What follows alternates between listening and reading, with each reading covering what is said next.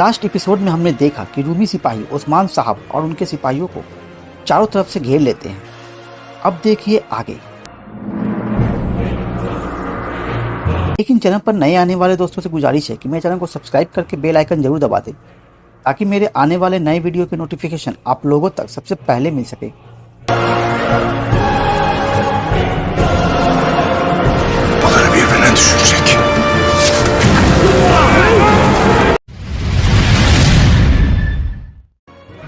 धुंधार बे गजल से कह रहे हैं कि आज इस जंग में ओस्मान मरेगा और मैं काई का नया सरदार बनूंगा। यह सुनकर गजल मुस्कुराने लगती है। इधर साओजी किसी तरह बायूजा को बाहर निकालने में कामयाब हो जाते हैं।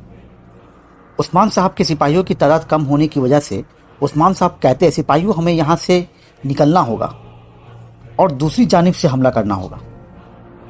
फिर निकोला कहता है, सिपाहियों पकड़ो उन्हें, भागने मत दो। फिर उस्मान साहब अपने कुछ सिपाहियों के साथ एक गार में जाकर जमा हो जाते हैं। फिर रूमी सिपाही वहां पहुंच जाते हैं। तभी तुर्क सिपाही उन पर तीर से हमला करने लग जाते हैं। फिर किसी तरह उस्मान साहब और बाकी सिपाही अपनी जान बचाकर जंगल की तरफ भागते हैं और एक मुकाम पर जाकर रुकते हैं। बायूजा की हालत बिगड़ने लगती है। बोरान उस्मान साहब से कहते हैं कि हुजूर, निकोला को हमारे आमद का पहले से ही पता था। फिर आइगल कहती है कि हमारे साथ किसी ने गद्दारी की है उस्मान साहब। फिर उस्मान साहब कहते हैं कि गद्दारी की फसल तलवार की धार से काटी जाती है। फिर आइगल कहती है, वह गद्दार चाहे मेरे बाबा ही क्यों ना हो, उनका खून आपके लिए हलाल है उस्मान साहब। उस्मान साहब साओजी से कहते हैं कि आप और आइगल जख्मी सिपाहियों को लेकर कबीले जाएं। मैं फ्लैटियोस को पकड़े बिना नहीं आऊंगा। फ्लैटियोस को पकड़ना जरूरी है, तभी हमें गद्दार का पता चल पाएगा। फिर साओजी अपने बेटे और दीगर सिपाहियों को लेकर कबीले पहुंचते हैं। लीना अपने बेटे बायूजा को जख्मी देखकर रोने लगती है और कहती है, बेटा तुम्हें कुछ नहीं होगा, तुम ठीक हो जाओगे। बायूजा कहता है कि माँ, मेरे जाने का समय आ गया है। इधर उस्मान साहब अपने सिपाहियों के साथ फ्लैटियोस पर हमला करके उसे पकड़ लेते हैं।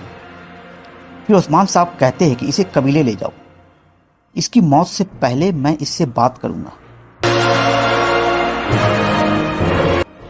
इधर बायूजा कलमाए शहादत पढ़कर अपनी जान अपने रब के सुपुर्द कर देता है।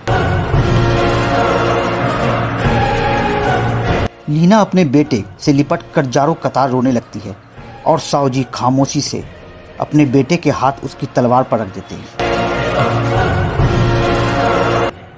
फिर वहां उस्मान साहब पहुंच जाते हैं। धुंधार बे उस्मान साहब को देखकर शौक रह जाते हैं और लड़खड़ाती जबान में कहते हैं, उस्मान तुम आ गए।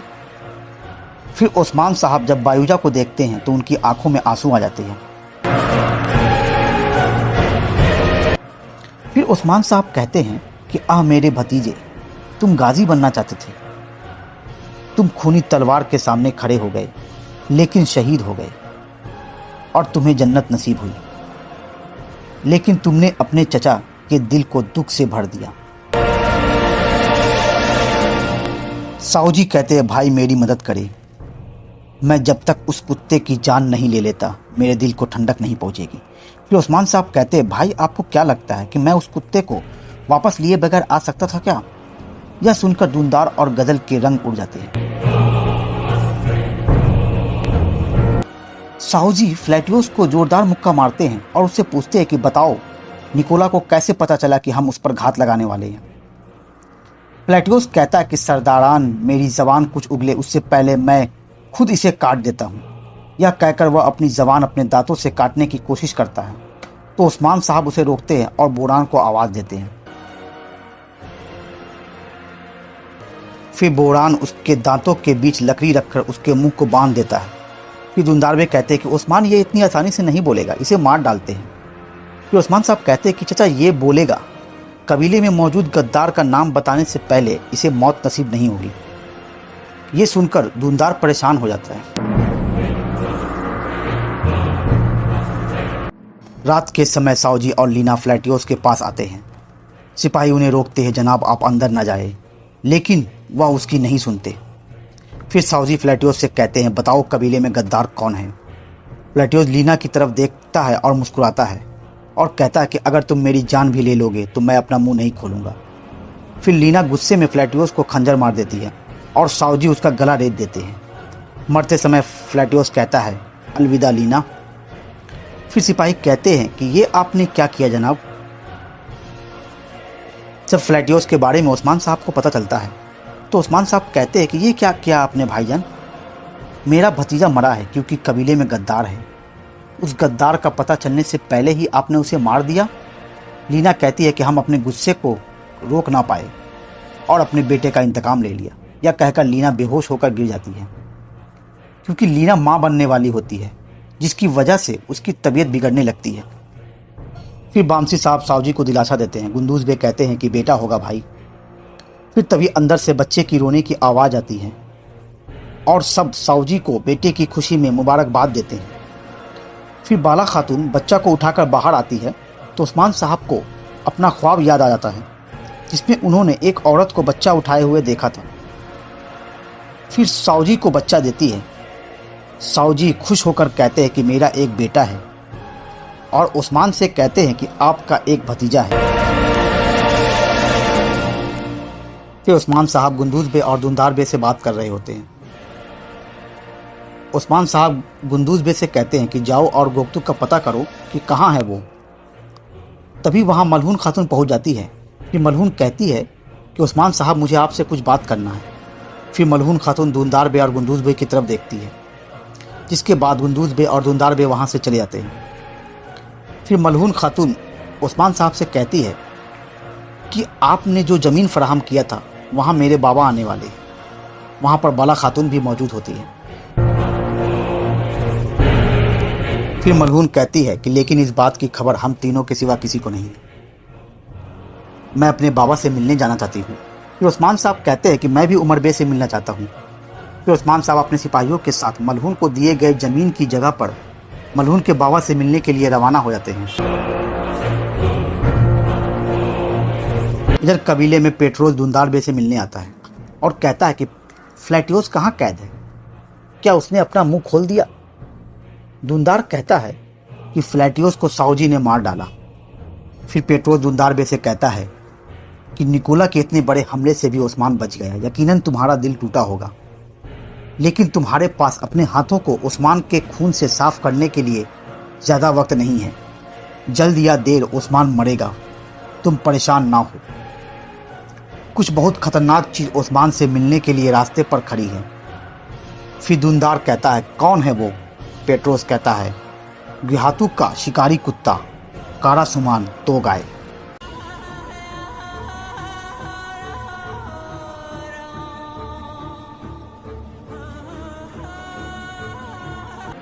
उमर बे उस्मान साहब के दिए हुए ज़मीन पर अपने लोगों के साथ पहुंचते हैं।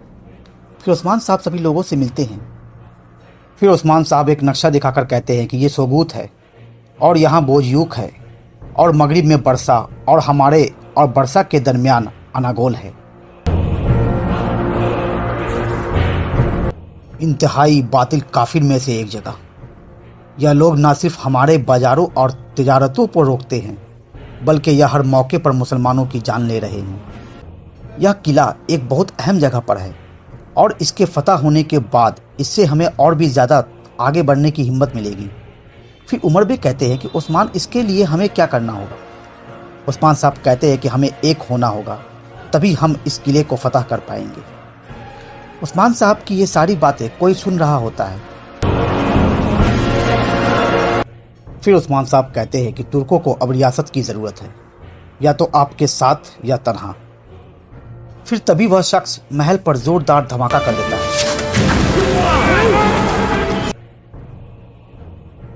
और उमर बे पर तीर मार देता है, जिससे चारों तरफ अफरा तफरी मच जाती है और उमर बे बुरी तरह से जख्मी हो जाते हैं।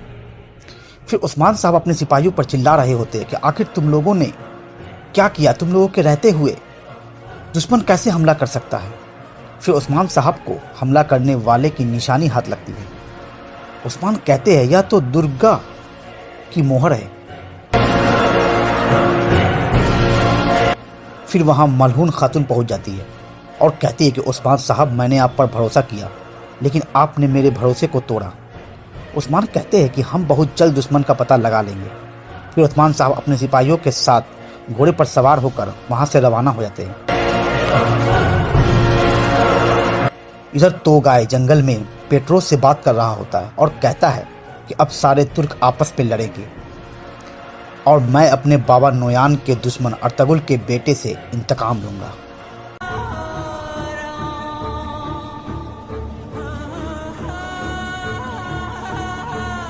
इधर मलहून खातून के पास उसका सिपाही आकर कहता है कि हमारे सरदार पर हमला दुर्गा के सरदार ने किया है। मलहून कहती है, दुर्गा के सरदार? आयाज साहब? मैं आयाज साहब से अपने बाबा का इंतकाम जरूर लूंगी। फिर उस्मान साहब महल पहुंच जाते हैं और मलहून खातून से कहते हैं कि मलहून खातून, ये काम आयाज साहब का नहीं बल्कि हमारा दुश्मन एक है जो हमारे बीच लड़ाई पैदा कर रहा है। इस हमले के पीछे कोई बड़ी साजिश है, हम बहुत जल्द इसका पता लगा लेंगे। इधर जारा कुटाई हमले में मिले दुश्मनों के कुछ निशानी को लेकर उस्मान साहब के पास आता है और कहता है कि हुजूर, ये काम मंगोलों का है, नोयान के बच्चे के सिवा यह काम कोई नहीं कर सकता। फिर उस्मान साहब कहते हैं, तो गाय। सारी बात मलहून खातून का सिपाही सुन लेता है। फिर सिपाही मलहून को बताता है। मलहून कहती है कि सिपाहियों, तैयार हो जाओ, कल हम सुबह सूरज निकलने से पहले रवाना हो जाएंगे, हम तोगाय के पीछे जाएंगे। सिपाही कहते हैं कि जो हुक्म मलहून खातून। इधर उस्मान साहब बामसी और सावजी से बात कर रहे होते हैं कि यह काम तोगाय ने किया है। इससे यह बात तो साबित होता है कि तोगाय और निकोला आपस में मिला हुआ है। फिर उस्मान साहब सावजी से कहते हैं कि तुम्हें याद है कि जब हम बच्चे थे तो हम सेब को कुएं में फेंक देते थे। सावजी कहते हैं कि हाँ, सेब से कीड़े को बाहर निकालने के लिए ऐसा करते थे। फिर उस्मान साहब कहते हैं कि अगर हम अपने चचा के अंदर मौजूद कीड़े को नहीं निकालते हैं तो यह कीड़ा हमें ख़त्म कर देगा। इसके लिए हम सेब को पानी में फेंकेंगे। हम एक ऐसा मंसूबा बनाएंगे कि जिससे चचा की गद्दारी सामने आ सके। सावजी, आप चचा और गुंदूस को लेकर आए। फिर सावजी दूनदार और गुंदूस को लेकर आते हैं। फिर उस्मान साहब दूनदार से कहते हैं कि कारवा सराय पर हमला तोगाय ने किया है, इसलिए हम सभी सरदारों को सही सलामत पहुंचाने जाएंगे और कबीले की हिफाजत आप करेंगे। गुंदूस भाई, आप सिपाहियों को तैयार करो, हम सरदारों के साथ रवाना हो रहे हैं। फिर उस्मान साहब सावजी, गुंदूस और अपने सिपाहियों के साथ सभी सरदारों को लेकर जा रहे होते हैं और एक मुकाम पर सभी रुकते हैं। उस्मान साहब गुंदूस और सावजी से कहते हैं कि अगर सच में चचा गद्दार है तो तोगाय को जरूर पता होगा, इसलिए हमें तैयार रहना चाहिए क्योंकि तोगाय कभी भी हम पर हमला कर सकता है। काफ़ी समय इंतजार करने के बाद भी तोगाय वहां नहीं पहुंचता है। फिर गुंदूस बे कहते हैं कि उस्मान, हम बेवजह दूनदार बे पर शक कर रहे हैं, वो गद्दार नहीं है, अब हमें चलना चाहिए। फिर सभी वहां से रवाना हो जाते हैं। इधर मलहून खातून सिपाहियों के साथ जंगल के रास्ते से तोगाय की तलाश में जा रही होती है। तभी तोगाय अपने लश्कर के साथ वहां पहुंच जाता है और मलहून पर हमला करके उसे जख्मी कर देता है। फिर तोगाय कहता है कि मैं तुम्हें जान से नहीं मारूंगा, ताकि तुम यह बात जाकर उस्मान को बताओगी। फिर तोगाय वहां से चला जाता है। तभी उस्मान साहब अपने सिपाहियों के साथ वहां पहुंच जाते हैं। मलहून को ऐसी हालत में देखकर सभी परेशान हो जाते हैं। फिर मलहून को इलाज के लिए कारवा सराय ले जाया जाता है। बाला खातून मलहून का इलाज करती है। उस्मान साहब मलहून से पूछते हैं कि तुम्हारे साथ ऐसा किसने किया। मलहून कहती है कि तोगाय ने किया, और उसने यह भी कहा कि गुहातू को इस बात का पता चल गया है कि आप सभी कमजोर कबाइल की मदद कर रहे हैं और उस्मान जिस जिस कबाइल की मदद कर रहा है वह सभी को मार डालेगा।